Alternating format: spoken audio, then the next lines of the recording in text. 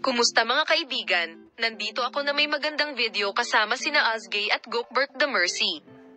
Bago lumipat sa aking video, huwag kalimutang mag-subscribe sa aking channel, i-like at ibahagi ang aking video.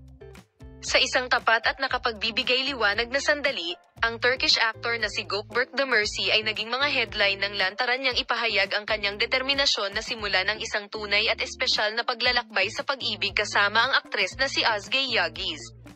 Ang hindi inaasahang paghahayag ay nakabihag ng mga tagahanga at nag-alok ng isang nakakapreskong lambak ng pagka-orihinal sa larangan ng relasyon sa mga tanyag na tao.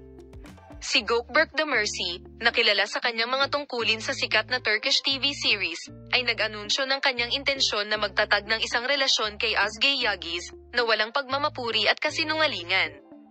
Ang tapat na pahayag ng aktor ay nagdulot ng malawakang paghanga at debate tungkol sa kahalagahan ng transparency sa mga usapin ng puso. Sa isang eksklusibong panayam, ipinahayag ni Gokbert ang kanyang pagnanais para sa isang love story batay sa katapatan at pagiging tunay.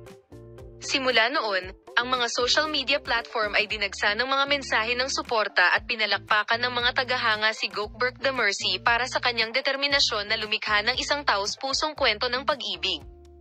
Ipinagdiwang ng mga tagahanga ang anunsyo ng aktor sa Gokbert Ozgay Love HD at ipinahayag ang kanilang mga inaasahan para sa bagong episode. Salamat sa lahat sa panonood ng aking video. Paalam, makita ka sa mga bagong video.